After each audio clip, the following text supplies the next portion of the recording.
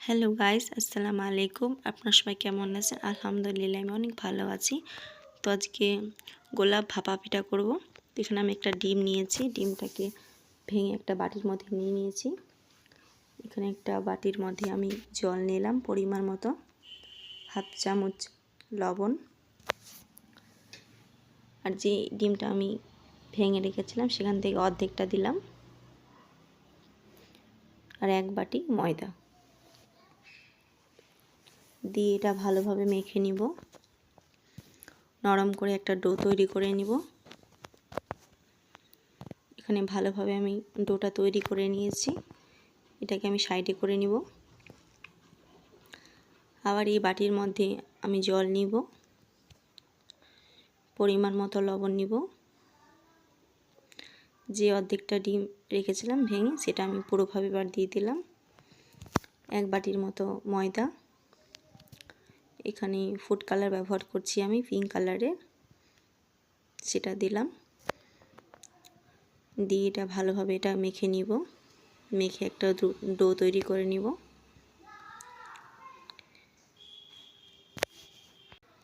ডোটা আমার ভালো মতো মাখা হয়ে গেছে, সাদা আর একটা পিঙ্ক কালারের, যেটা একটু গোলাপি গোলাপি কালার আছে। এটা আমি রুটির মতো ভালোভাবে বেলে নিব।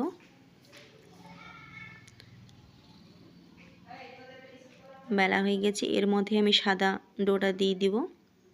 এবার ভালোভাবে এটা দুদিক দিয়ে চেপে মুড়ে দিব। সাদাটা ভিতরে থাকবে আর উপরে থাকবে পিঙ্ক কালারটা।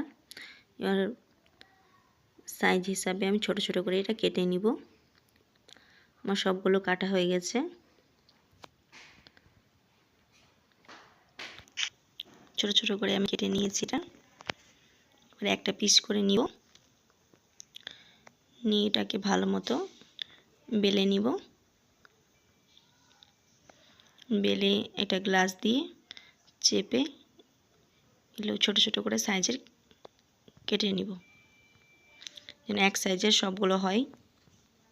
এভাবে আমার সবগুলো কাটা হয়ে গেছে।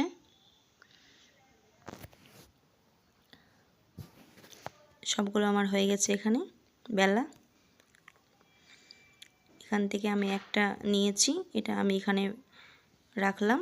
এরপর একটা পরপর করে চারটা দিব, একটার পর একটা দিয়ে এভাবে চারটা ভালোভাবে সাজিয়ে নিয়েছি।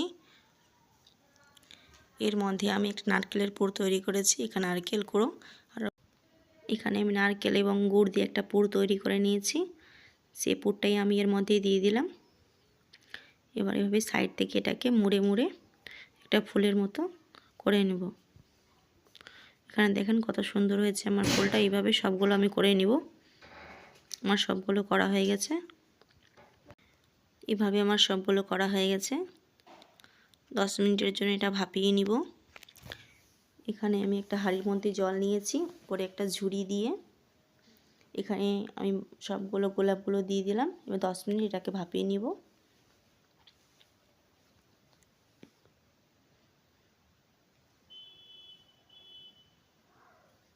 আমার ভাপানো হয়ে গেছে। এবার সবগুলো একটা প্লেটের মধ্যে তুলে নিব। দেখেন কত সুন্দর লাগছে। আপনারা অবশ্যই ট্রাই করবেন। যেভাবে দেখতে সুন্দর লাগছে, খেতেও সুন্দর হয়েছিল।